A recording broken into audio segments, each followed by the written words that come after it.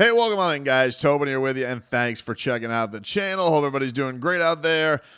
And if you guys could subscribe, that'd be fantastic. Miami Heat are getting set for the Toronto Raptors, who will be here tomorrow.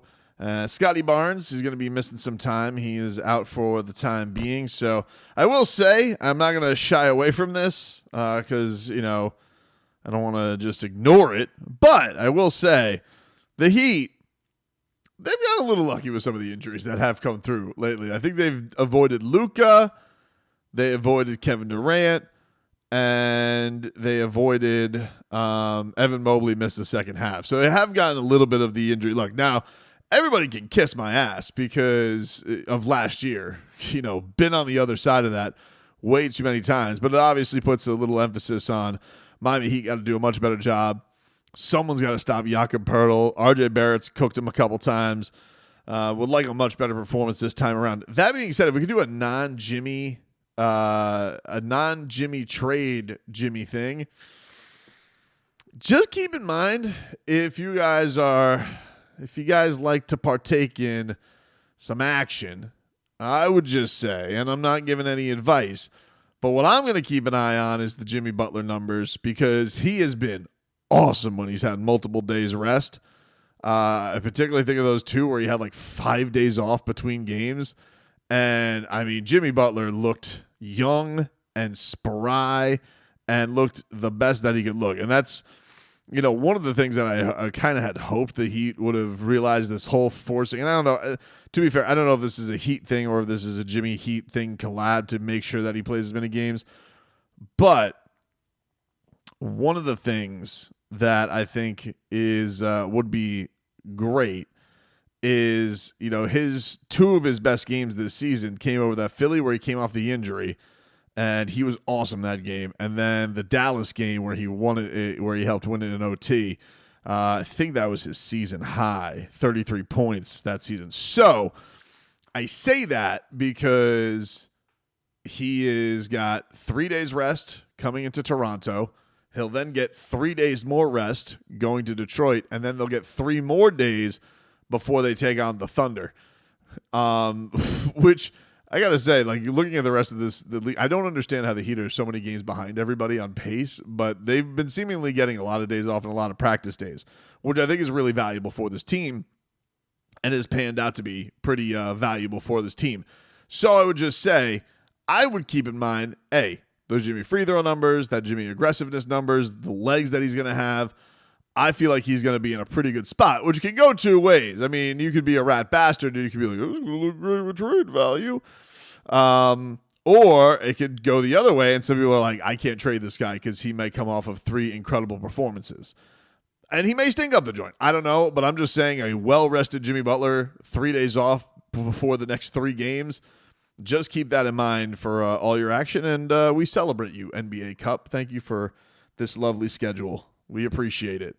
Now, I wanted to do this. So Jimmy Butler spoke to the media today. I was on the air. I was not at practice. I was not boots on the ground for this. I will be tomorrow. So he did address everything. I think that he answered most questions from this from Anthony Chang and Ira Winderman, but it was on camera for the local camera that was there, for the Heat cameras that were there. So we did get, fortunately, and I'm happy about this. I'm glad that it is on video, so we can kind of get tone, we can get all of that stuff, and I think we'll just play it and kind of pause and walk along with this. I figured we'd just kind of do a listen along with the Jimmy Butler thing. And, if there's any real facial reaction I think is worthwhile, I'll let you guys know about that. You guys can also go watch it. It's on the Heat's YouTube page. Just to kind of grasp where things are at with him and where he feels things are at. I got some thoughts on the way that he answered these things. I got some people who are like really worried about it, but let's just get to it and then we can react to it when it comes to Jimmy. I actually like it. It's good to be talked about. I don't think there's a such thing as bad publicity to a point. But somebody talking about me getting traded, that's a lot. It is a lot, but obviously you're in a situation contractually. You have an opt-out after the year. There's a trade deadline within 2 months. Starting Sunday, players become eligible to be traded. Can you appreciate that? And do you understand that it might be this way now for a little while? It's fine with me. Doesn't bother me not one bit. And I do appreciate it. I appreciate going out there and hooping. I appreciate being efficient, being effective, and helping my team win. I appreciate it all. I don't ever take playing basketball for anybody for granted. Where do you stand as far as long-term future, hopefully otherwise, with the Miami? Who knows? Where do you stand long-term future when it comes to your contract? You were told us earlier in the year that money doesn't matter, but money seems to always matter. Nah, not really. My kids matter. My happiness matters. My well-being matters, and my family matters. Right now, it's all about competing, staying healthy, and playing some great basketball. I think I've done that so far, so we'll see what we got. All right, so there's the first part of that. I didn't find any of that to be like, oh my God, that's a worry that he said that. He kind of was asked about like, where does the contractual, to me, it's almost in the short answer is the most valuable one, because Jimmy can do this thing, right? Jimmy is a fascinating athlete to cover in that he is very interesting. He can be a very interesting quote, but he can also be very contradictory. And it's like kind of up to him on whether or not he wants to play ball with a question, or he just wants to kind of bat it around and say nothing. That's kind of the art of him. Some athletes, when you cover them, they'll almost take your answer and run with it because they want to be done with it. Some guys are matter of fact. Boom. Some guys will call out your questions for being stupid. And Jimmy's kind of one of those guys where like he'll hear what you say and he'll be like, you could say the sky is blue, but also some days I like the mostly when it's that orange tint before the sun sets. You could say that like he'll take it and just go into his own direction. So I do feel like from his standpoint, saying that the money isn't the biggest concern and that who knows and that he's saying that his family, like all of that, I would say the fact that he hasn't been indignant about it and that he hasn't been like, in this like big public beef with the Miami Heat, like he's just going about his business. And even still in the midst of this getting kind of resparked, even though nothing really new seems like it's happened, I kind of feel like he's handled it as perfect as he could. I don't really know that there's a tell one way or another from the early goings of the press conference. And I think that the fact that he's saying like, oh, it's good to be talked about and good to be traded. I do think there's an element of Jimmy Butler that's like, I think wants maybe I want to say this right. I don't think Jimmy Butler is looking at this season as an element of, getting his respect back. But I do think there's an element of like, man, this is the only time feels like he gets talked about right now, right? Because when he's on the Miami Heat, he's doing his thing. I kind of feel like, I think Jimmy Butler probably has an element of like, I'm never looked at for any of the individual stuff, which is kind of more of a thing we hear like from Bam, because Jimmy's always been like, I don't care about individual accolades, I don't care about attention. But anybody, it's natural, like anybody likes that stuff, and especially him. I think coming off a year where I think he did get a lot of that stuff, got the national commercials, got the recognition because of what he had done with that Heat team, deservedly so. And so I think there's a little tongue-in-cheek of like, oh, this is what I'm getting attention for this year rather than, usually my play. And I also agree with him. I think that I think Jimmy has played good basketball this year. It's been unfortunate that he's missed the 5 games, but I think it's less of a thing that's bothered people if you came into the season thinking like, yeah, that's kind of the pace of Jimmy Butler's first half of the seasons. That's typically what happens.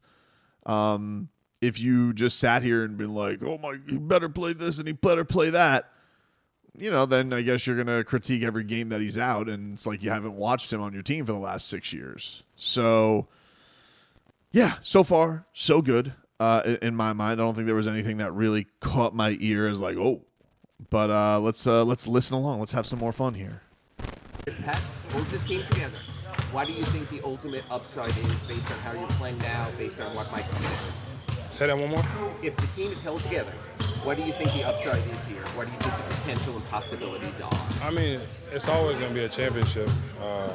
Tyler's playing at an incredibly high level. Bam's doing what Bam does. We got the young fellas that are hooping, gaining more confidence. So we're rolling. We're going to continue to win. And I'm proud of the guys. You see everybody in here working. We know what we're capable of. That to me, just by the way, just as an aside, like, not because to me, I remember asking Jimmy a couple of weeks ago. I guess what game was it after? It was the game to the. I think it was Milwaukee. I asked Jimmy after the game, and I think it was the Milwaukee game where he had said I had asked him like because Spo had kept saying this thing like, we're not quite where we need to be yet. And I asked Jimmy about that, like, how far do you think you are? And his answer was very far. And since that time, the team has gone 4-2. They had that bad loss in Toronto. He missed the game. He missed the game against Boston. But the tone has changed from Eric Spoelstra, and the tone has changed from Jimmy Butler from that game and that matchup right before Thanksgiving. And it's only, been a week and a half or so, or I guess 2 weeks from that regard. But he seems like to put the chant like, hey, if this all clicks, can they still win a championship? To hear it come out of his mouth, sincere and sincere. I like the fact that he's still putting that out there, that he still has that standard of this team. And again, that kind of goes back to the idea of like, man, I do think people forget what this guy can do for their team. It's interesting now that you see all these other teams going and gathered around him. Like, oh, what can he do for those teams? Can he be the needle mover that gets the real Warriors over the? Oh, of course. If he could do for the Rockets of the Mountain, oh yeah, absolutely. But for the Heat, the poor little Heat, no, they can't. Jimmy's not good enough for that team, though. Even though we've literally seen it with our eyes. Either way, let's continue. When you obviously the extension didn't happen, did you expect kind of this season to be full of this type of speculation just because of what's ahead next summer? Nah, I mean, I feel like we're doing what we're supposed to be doing. We done won a couple in a row. I'm not worried about no extension. We handle all of that whenever it gets here. Take it day by day. The more articles that come out, the more you're going to ask me questions about it. So keep the articles coming. Okay. I think that when he goes like, I'm not worried about no extension, wants to keep playing the good basketball. Okay. This to me now is when he comes, I think Anthony's going to ask a follow-up here. And this to me is kind of the most interesting part of the whole press conference. To me, I was like, okay. But because he basically, it was interesting because I think it's going to speak to where we are really with the state of things. So one more thing, you've made it known that you want to be with the Heat. You want to end your career. Is that still number one? I don't know. I'm pretty sure y'all get a report that's going to say otherwise anyway, so there's no sense in me answering that question. Game of basketball. That to me was juicy. And it doesn't necessarily mean I'm rats off a ship, and it doesn't necessarily mean that I know what the future holds, but it's kind of one of those things where like it's the state of where things are at right now, right? This whole thing in the media has been drummed up. Has anything really changed? We've been playing good basketball, and now we're talking about this. So what does it matter? I don't really want to answer that question.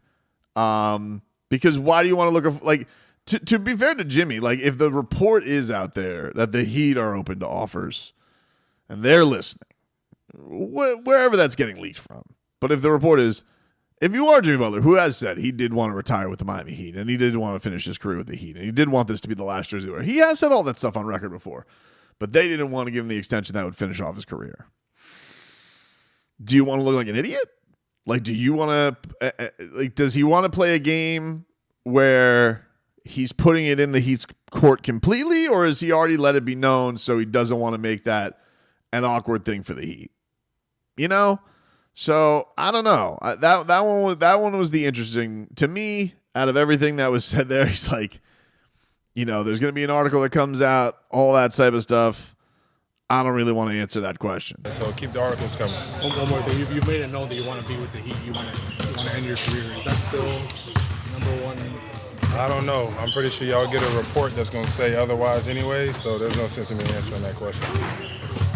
That is like, whatever I say, it doesn't matter because people are going to say, I want to go get paid. I want to go to the Texas squads, or I want to go play in a win-now situation. This isn't a win-now situation, apparently, because I'm not good enough to take anybody to a win-now situation.